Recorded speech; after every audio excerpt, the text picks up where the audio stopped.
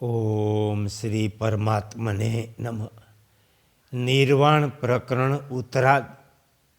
પ્રકૃતિ રૂપા કાલ રાત્રિનું પરમ તત્વ શિવમાં લીન થવાનું વર્ણન. શ્રી વશિષ્ઠજી કહે, રઘુનંદન, જે તત્વજ્ઞાની નથી તેની દ્રષ્ટિમાં ચિત્તી શક્તિ ક્રિયારૂપ છે, તે નિર્વિકાર છે, છતાં સ્વભાવથી નૃત્ય કરે.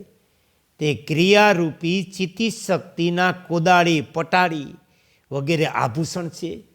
જેમ વાયુની ગતિ અર્થાત ચેષ્ટા વાયુથી ભિન્ન નથી, તે જ પ્રમાણે શિવ સ્વરૂપ પરમાત્માની ઈચ્છા સ્વરૂપિણી તે કાલરાત્રિ તેનાથી ભિન્ન નથી.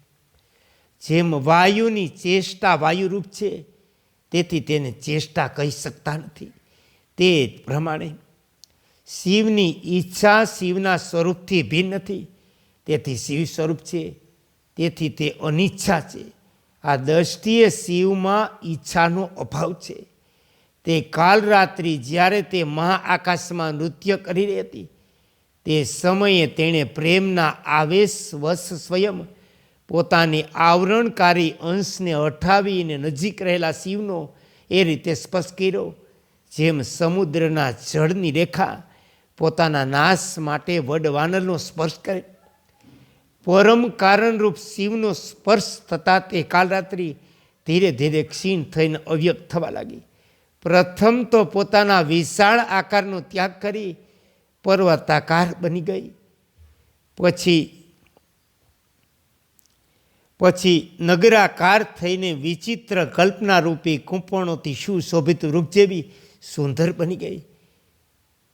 ત્યાર પછી તે આકારને પણ છોડીને તે વ્યોમકાર થઈને શિવના સ્વરૂપમાં જ જેમ નદી પોતાના વેગને શાંત કરી સમુદ્રમાં પ્રવેશી એક રૂપ થઈ જાય તેમ મળી ગઈ. ત્યાર પછી શિવારહિત થઈ તે શિવ સ્વરૂપ પરમાત્મા એકમાત્ર શિવ રૂપે શેષ રહી ગયા. તે પૂર્ણ વર્ણવેલા આકાશમાં તે સર્વ સંહારકારી રુદ્ર તમામ ઉપદ્રવો શાંત થઈ ગયા પછી એકલા શાંત ભાવે સ્થિત થયા. શ્રી રામચંદ્રજીએ પૂછ્યું કે ભગવાન, શિવજીનો સ્પર્શ થતાં તે પરમેશ્વરી શિવા શાંત કેમ થઈ ગઈ? એ મને યથાર્થ રૂપે તમે સમજાવો. શ્રી વશિષ્ઠજીએ કહ્યું, શ્રીરામ, તે શિવાને પરમેશ્વર શિવની પ્રકૃતિ કહેવામાં આવે. તે જગન્માયા નામે પ્રસિદ્ધ છે. તે પરમેશ્વર શિવની સ્વાભાવિક સ્પંદન શક્તિ. તે પરમેશ્વર પ્રકૃતિથી પરપુરુષ છે. વાયુ પણ તેમનું સ્વરૂપ છે. તે શિવ રૂપધારી શાંત પરમાત્મા શરદ ઋતુના આકાશની જેમ નિર્મળ અને પરમ શાંત છે. સ્પંદન માત્ર જેનું સ્વરૂપ છે તે પરમેશ્વરની ઈચ્છારૂપી ચિત્તી શક્તિ ભ્રમરૂપિણી પ્રકૃતિ છે. તે ત્યાં સુધી આ સંસારમાં ભ્રમણ કરે જ્યાં સુધી નિત્ય, તૃપ્ત, નિર્વિકાર, અજર, અનાદિ, અનંત અને અદ્વૈત પરમાત્મા શિવનો સાક્ષાત્કાર કરી લેતી. આ પ્રકૃતિ એકમાત્ર ચૈતન્ય ધર્મવાળી છે, તેથી તેને ચિત્તી શક્તિ સમજવી.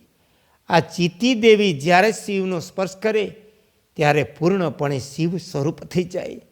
જેમ નદી સમુદ્રનો સ્પર્શ કરતા પોતાના નામરૂપને છોડીને એમાં સમાઈ જાય, તે જ પ્રમાણે પ્રકૃતિ પુરુષનો સ્પર્શ કરતા તેની અંદર એકરૂપ થઈને પોતાની પ્રકૃતિ રૂપતાનો ત્યાગ કરે. તે સમયે પ્રકૃતિ ચિત્તી નિર્વાણરૂપી પરમ પદને પ્રાપ્ત થઈને તદ્રુપ બની જાય. એ રઘુનંદન, તે ચિત્તી શક્તિ ત્યાં સુધી મોહવશ આ વ્યાકુળ સૃષ્ટિ પરંપરાઓ અને તેમની જન્મ વગેરે સ્થિતિઓમાં ભ્રમણ કરતી રહે જ્યાં સુધી પરબ્રહ્મ પરમાત્માના દર્શન કરી લેતી નથી.